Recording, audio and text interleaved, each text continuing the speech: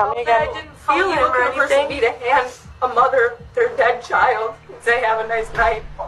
So can we do? So hey, can we? On October 18th, 2018, Heather Gardner made a late-night trip to a laundromat, hoping to catch up on her chores for the week. With her was her sister Jessie, as well as Heather's two sons, her toddler Jathan and her 2-month-old baby Benson. As the two women got to work with the laundry, Jessie made a shocking discovery. Benson was ice cold to the touch, and his lips had gone blue. Terrified, Heather began CPR while her sister made a harrowing phone call to 911. Harrison County 911. Please, I'm at the laundromat on the corner of 3rd and Union. Please. At the corner of the laundromat on the corner. Stop. 923. 923. 3rd Ave or something. Merrill Ave or something. I'm not sure. Okay, 3rd Ave and Merrill Ave are very different places. Which one are you at? 923. Heather, it's a laundromat. I don't know the name of it, but I have another child in my arms. My sister's baby is dead. We just picked him up on the babysitters. CPR. CPR on that baby. We don't know how. Is he? You have him on his back?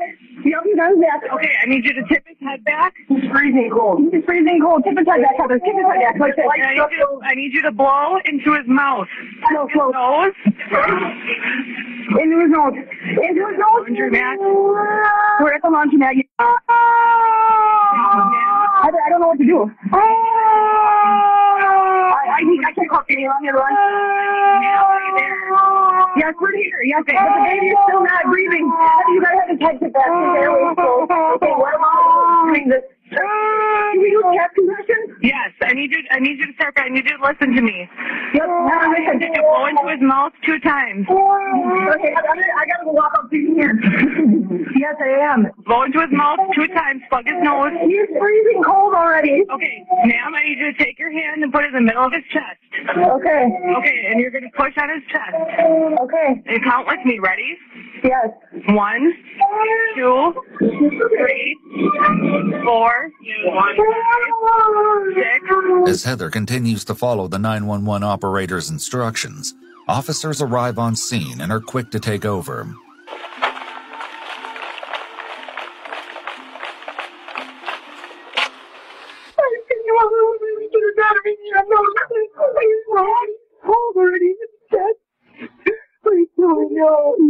Are the police in there?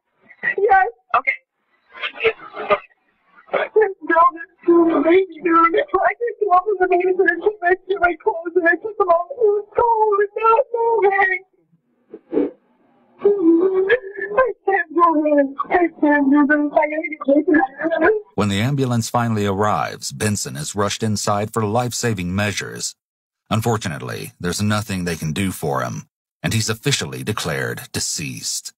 The immediate question was whether this was a case of something like SIDS, sudden infant death syndrome, or if something far more unimaginable had occurred. Desperate for answers, Heather and Jessie tearfully explained to the officers what's going on.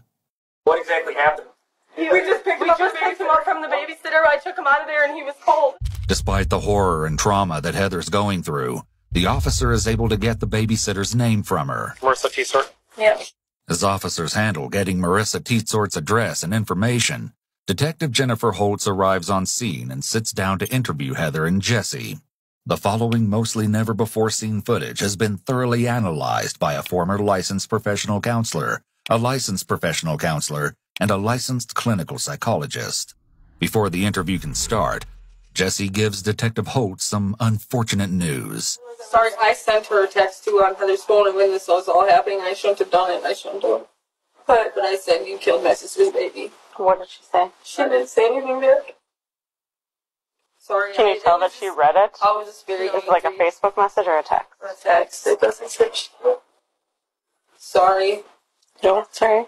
I just was really angry and it was just like, I was on Heather's phone and I saw her name and I just didn't want to say I'm sorry. While this may not seem significant at first, it would turn out to be very important. Although the police can't head to Marissa's apartment to talk just yet, they do send an officer over to her building. Yeah. The interview then gets underway, and at first, everything Heather and Jessie describe sounds normal. Heather was a longtime friend of Marissa's, and Marissa had been babysitting her kids whenever Heather had to work. However, as Heather and Jesse describe their interactions with Marissa while picking up the kids that night, it becomes clear that something was very, very wrong. You guys both went inside. No, she didn't even let us inside. Yeah, she met us at the door. And then Marissa handed me the other baby. Yep, and just the diaper baby. And then Heather was in the doorway for 2 seconds and said something about the hickey, and then the door shut, we were gone. And so it was just real quick. Like, yeah. she was like, she was at the door ready with the kid. That girl's face was beat. Usually I'm not kidding you. What I thought in my head was, Jesus Christ, what the hell is she on? And usually she's like, okay, what time tomorrow? Or, see you tomorrow. It was nothing. Like, nothing. This is super unusual. Usually I go in the house and I help her at least pack the kids in their car, the baby in his car seat, and what was Adam doing? Just sitting on the couch? Sitting on the couch with his baby. Was he like acting weird, shaking anything? I didn't even barely look at him. It was dark in there. All that was on was the TV. She just seemed so weird to me. Yeah, but she was never really there. But it was. But it was very. I know Marissa, and it was just. And it was just weird. Something was really off. There's no denying that Marissa was acting suspiciously, and it was quickly becoming evident to Detective Holtz that if she wanted to find out the truth about Benson's death, she was going to have to find Marissa. Unfortunately, this would prove harder than anyone was expecting. Detective Holtz made her way to the apartment Marissa shared with Adam, her longtime boyfriend and the father of her children. With Jesse having texted Marissa about Benson's death, Detective Holtz wasn't sure what to expect when she got to the apartment.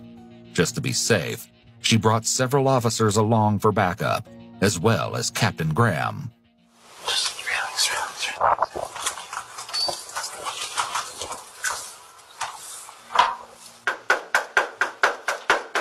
Marissa, we're not going away! Open the door! It soon became evident that no one was going to answer the door, leading officers to take drastic measures.